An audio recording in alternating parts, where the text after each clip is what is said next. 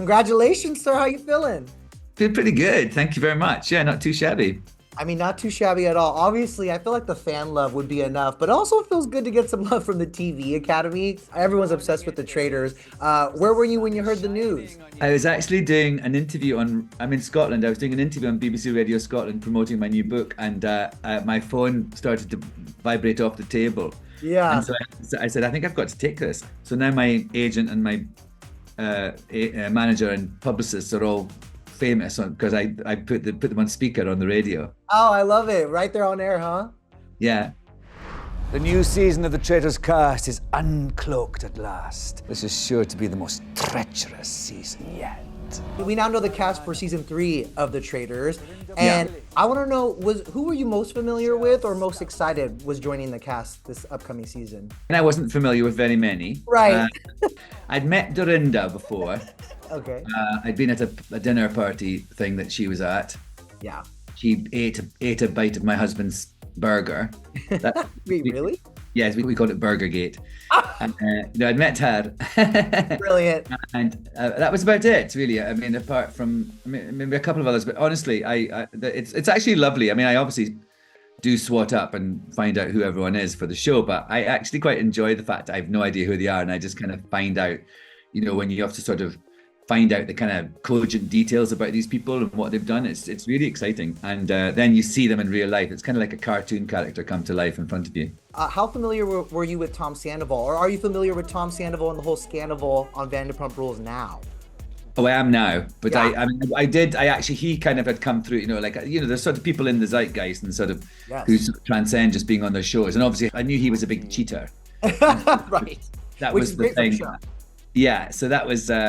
and there's actually some hilarious things happened. He made some gaffes, and made some word mistakes that were put him in much more hot water actually because of that during the show. So it was actually great.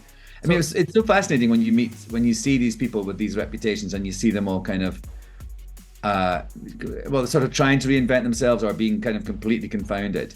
And it's a very leveling show, I think, the Traitors, because it doesn't really matter what you've done before. Right. I was going to ask you that, actually, because funny enough, Tom's actually back in the news today. He's going after his ex, Ariana, who he cheated on, with a new lawsuit. So I was curious. I know, yeah. It's a new lawsuit he's going after. But how do you think his time on the Traitors may help or hurt his public image? In some ways it'll redeem him, in other ways it'll just reinforce what everyone thinks. There's a lot out there. I mean, I wish I could tell you there's a fabulous thing, coincidence thing happened that I'll have to wait. I'll come back on and tell you about this another time, but it was I love it. Perfect timing. Well, like you said, actually, sometimes they could either do one or either of those things when you're on a show like this. Wait, why is he suing Ariana? She found out he was cheating on her because she had his phone and saw some videos. When I was performing, my phone fell out of my pocket and somebody handed it to Ariana for safekeeping. Call it woman's intuition, call it light bulb, call it whatever. Literally in that moment, I went, I need to look at this. In his camera roll, I found a screen recording of Raquel and Tom on FaceTime. He feels that she accessed those and sent them to herself unlawfully. Like the video of another woman. Yeah. So he's suing her. Wow. Exactly. With a camera crew. Not right, exactly. No, it was actually just on his phone. It was before the cameras even came up. Come on, Tom. I know. That's what everyone's saying right now. I know. So it'll be interesting to watch him on the Traitors. That's for sure. Welcome to the Traitors! I have to say, watching season 2, I was like, oh, Alan's gonna be nominated for the Outstanding Reality Host category this year, and I think you could take it. And we've had the same winner in that category for years, and I feel like if there's anyone who could end that streak, Alan, it's you. What would it mean to take home that trophy? Well, of course, it would be absolutely lovely, of course. But also, I mean, it would be bittersweet because I admire Rue so much, and it would be a terrible thing to end the sort of reign. But it would be gorgeous. I mean, I just think the whole thing is been such an unexpected turn for me, both in my career and in also the sort of success of the show. I never thought I would be nominated as reality show host, but I'm loving it.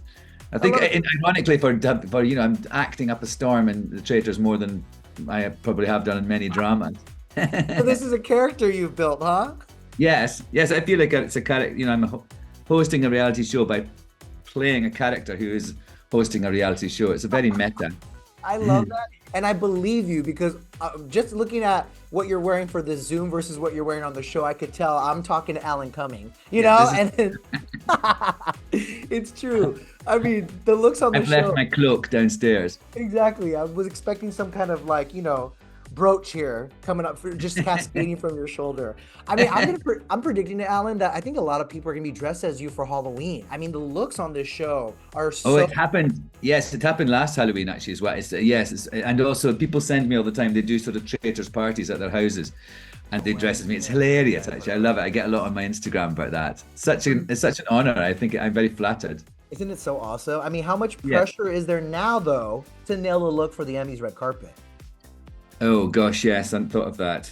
Yeah, that's the next thing. Oh God, now I was enjoying myself. Now I'm going to have to start worrying again. No, the clothes are fun. I mean, do you feel like you maybe want to pay homage to this character you have built as the host of the Traitors? I don't know. I mean, it's so funny. I'm going to the Olympics next week, and I'm going for a fitting with Sam Spector, who's the stylist on the show, on Monday when I get back to New York. So I'll maybe have a chat with him and see what he thinks. But yes, it would be. Of course, I think we've got to probably do a nod to Mr. Traitor. Amazing. Now, you mentioned you were on air when you got the news. Who was your first call after that, and was it Phaedra Parks? No, I haven't heard from her yet, but no, it's been a bump. You know, when things like this happen, of course, you've got to do.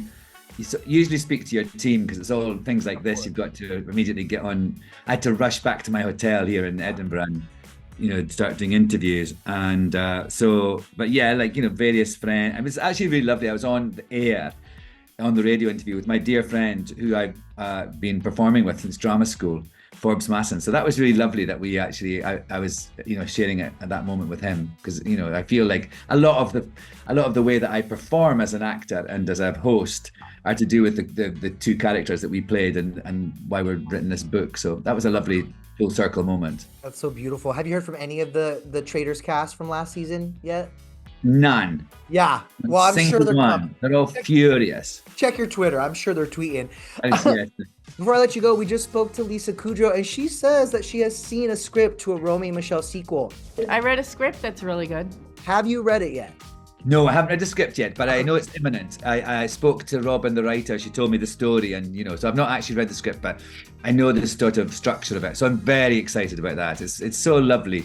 I mean, it's a funny thing. It's a lovely thing about getting older. You know, strange things happen to you. Like you suddenly find yourself nominated for an Emmy for being a reality competition show host. Yeah. And films you made 30 years ago are suddenly get a sequel. It's a lovely thing. And I just think that's, you know, it's a nice thing to sort of, you know, think in your dotage. There's all these things you've done in the past are going to keep regurgitating themselves. So it's quite nice. There's no shelf life anymore in this industry, which is incredible. No. And I'm so happy you're getting your well-deserved flowers, Alan. You are so brilliant and fun to watch on this show. So congratulations.